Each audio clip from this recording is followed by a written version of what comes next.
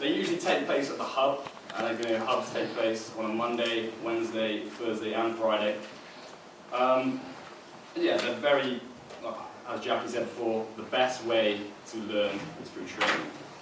So the 5 things that training should be. Jamie, give me one. Simple. Simple. Absolutely. It's got to be simple so everyone in the region knows what to do, everyone learns. Chris, give me another one. Engaging. Engaging, absolutely.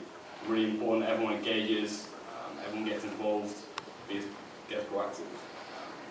Jeff, can you give me another one? Appropriate. Appropriate, absolutely. There's no point in giving anyone training on a show if they haven't learned the approach properly. It's completely pointless. Tom? Structured. Structured, absolutely. It's got to be really organised. So when you get to the hub, you're not wasting time. You get the feel on time. Really important.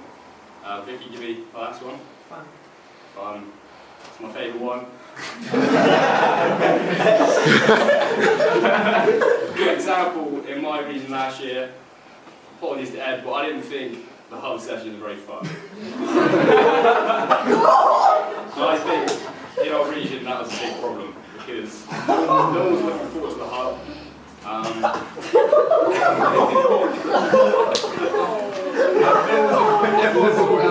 Extension of kind of being in the field. Wasn't all the time, but sometimes no one's looking forward to going to the hub, and that's a massive problem. Everyone's got to look forward to it. I can hand over to it. Okay. How long do you think the training sessions will last? 20 to 30 minutes. Okay, yeah. And why do you think it is? Because that's how long we can focus, keep our concentration. That's how much we can. It's been scientifically proven that people can concentrate for longer than 30 minutes, basically. So that's why it should be ideally 20 minutes. And the training session should be led by people with experience, so that's why in the first 4 weeks of the program, the management team is leading the training session, but because the fundraisers are still building their habits or forming their habits. But later on, after the week 4, the top performers should be able to lead those training sessions because it empowers them and helps them break the belief barriers. How many points should people leave the training session with? One. Why do you think that? So you can only focus on improving one behaviour or thing at a time. Okay, yeah, it's all about the power of focus because the person won't be able to focus on 2 points at the same time. And there was a really good thing that Bruce Lee said. He said, I fear not the man who has practiced 10,000 kicks. I fear the man who practiced 1 kick 10,000 times. And I think it's really appropriate here because the person who practices 10,000 kicks on one time may have a wide range of knowledge about it. However, his execution of each kick will be sloppy and ineffective, secondary to the lack of serious practice and lack of focus. However, someone who practiced 1 kick 10,000 times, on the other hand, will have a great master of that kick and its usage, and will know all of the ways to execute the kick to defeat the opponent.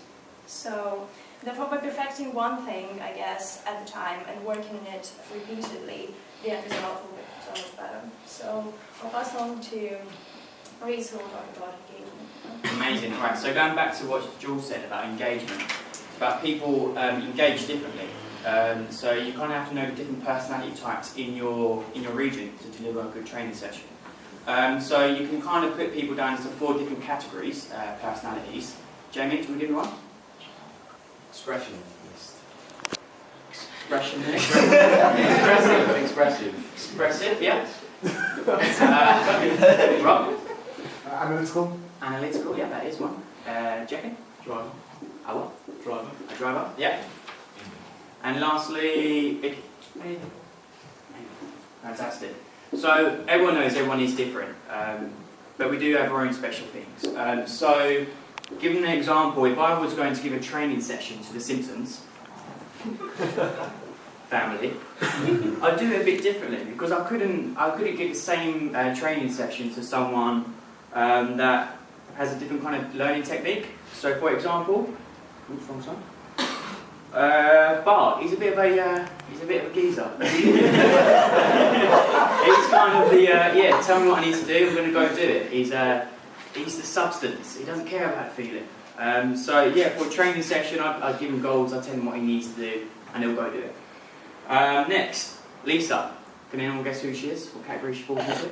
Go on. Analytical. Yeah, she is. She's very systematic, well organised. She loves getting information and put it in a logical order, which is great. So I'd focus on stats, telling them why, how it's happening. Next, Marge. She's nice. She's friendly. She doesn't scare anyone. She's very non-threatening. She likes to get along with people and maybe work in smaller groups. So yeah, that's a training session I do, maybe do in pairs.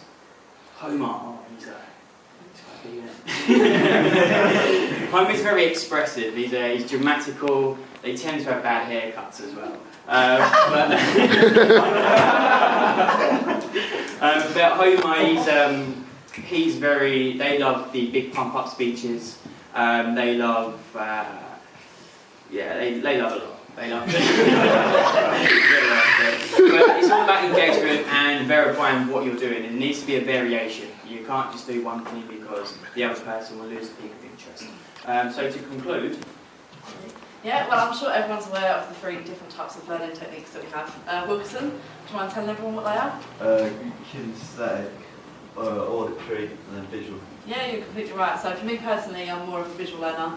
So that includes learning through things like pictures, things that are written down, remembering that kind of way. And I'm sure that everyone, through all the slaving away at revision and uni work, obviously making exceptions for people like Tom Exaby, we've all kind of learned what different kinds of learners we are.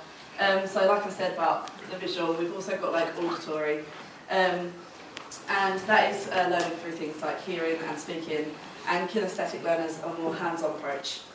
And just like Reece touched upon earlier, if you know what kind of personality trait you are, it's really important when you're running a successful hub. And you can apply that same principle to learning theories as well.